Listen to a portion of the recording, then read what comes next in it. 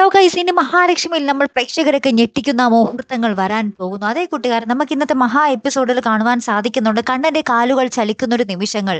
അപ്പൊ ഇനി എന്തായാലും വൈകാതെ തന്നെ നമ്മുടെ കണ്ണൻ നടന്നു തുടങ്ങും എന്നതിന് തെളിവാണ്. അപ്പൊ ഇത്രയും പെട്ടെന്ന് കണ്ണനെ നടത്തി തുടങ്ങിയതിൽ ഈ സീരിയലിന്റെ ഈ പരമ്പരയുടെ അണിയറ പ്രവർത്തകർക്ക് ഇതിന് മുന്നിൽ വല്ല ഉദ്ദേശവും ഉണ്ട്. ഇനി പെട്ടെന്ന് തന്നെ മഹാലക്ഷ്മിയും പൂട്ടിക്കെട്ടാൻ പോവുകയാണ്. നമ്മുടെ പഞ്ചാഗ്നിയും ഇതുപോലെ തന്നെ ആയിരുന്നു.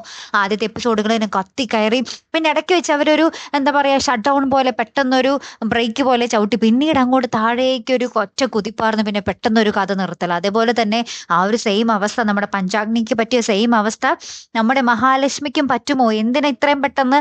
നമ്മൾ വിചാരിച്ചിരുന്നത് ആ ഒരു ക്ലൈമാക്സ് എടുക്കുമ്പോഴായിരിക്കും നമ്മുടെ കണ്ണൻ എണീറ്റ് നടക്കുക, അല്ലെങ്കിൽ ഇവർക്കൊരു കുഞ്ഞുണ്ടാവുക എന്നുള്ളതൊക്കെ ആയിരുന്നു. അപ്പൊ ഇത്രയും വേഗം നമ്മുടെ കണ്ണനെ നടത്തിച്ചതിൽ നമ്മുടെ പരമ്പര അണിയറ പ്രവർത്തകർക്ക് എന്തെങ്കിലും ഉദ്ദേശമുണ്ടോ?